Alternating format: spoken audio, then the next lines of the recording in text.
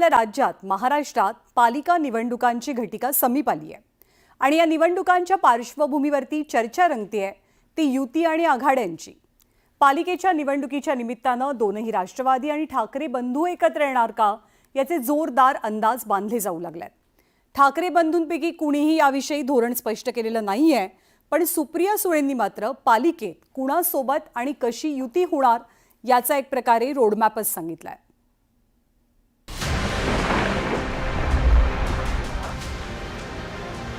सध्या राज्यात पावसाळ्याचे दिवस आहेत आणि राजकारणात निवडणुकांचे।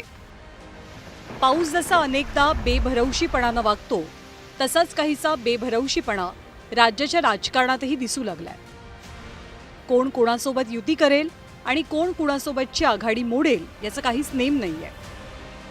त्यामुळे आगामी स्थानिक स्वराज्य संस्थांच्या निवडणुकीत कुणाची दोस्ती होणार आणि कुणात कुस्ती रंगणार याची उत्सुकता कमालीची वाढली आहे।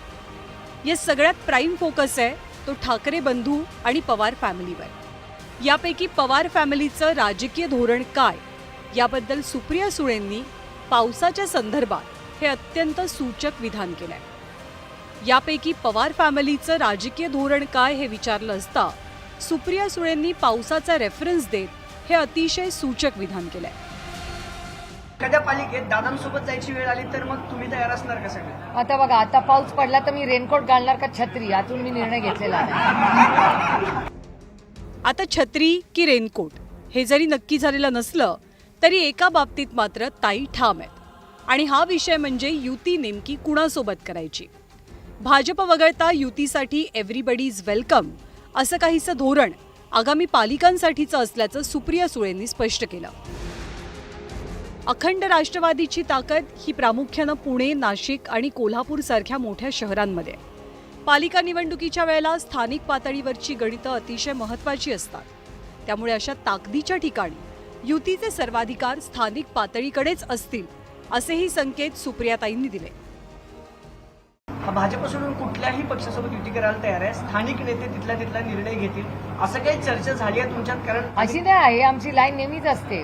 किती वर्ष, 26 वर्ष हीच लाईन आहे की स्थानिक नेते ठरवतील, मग काँग्रेस बरोबर तेव्हा जायचं नाही जायचं सगळं स्थानिक नेते ठरवतात नेहमी। हेच कार्यकर्त्यांचं इलेक्शन आहे। कार्यकर्त्यांना हीच तर पवार साहेबांची ताकद आहे ना। सत्तेचं विकेंद्रीकरण, सत्ता साहेबांकडे एकट्याकडे कधीच राहिली नाही, त्याचं विकेंद्रीकरण झालं।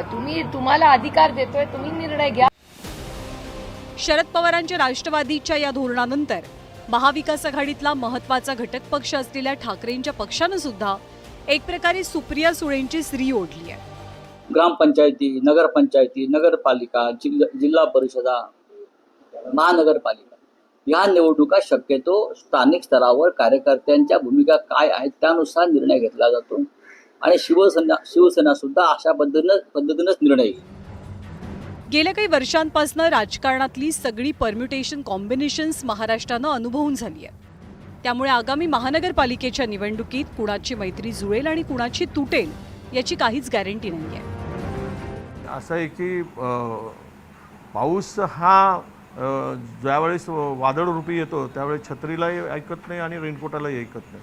त्यामुळे नेमकं काय त्याचा अर्थ होतो तो येणाऱ्या पावसाच्या वादळावर आहे। सध्या तरी कोणताही पक्ष आपले पत्ते खुले करत नसला तरी महायुतीत नवे भिडू आले किंवा महाविकास आघाडीत फाटाफूट झाली तर आश्चर्य वाटायला नको।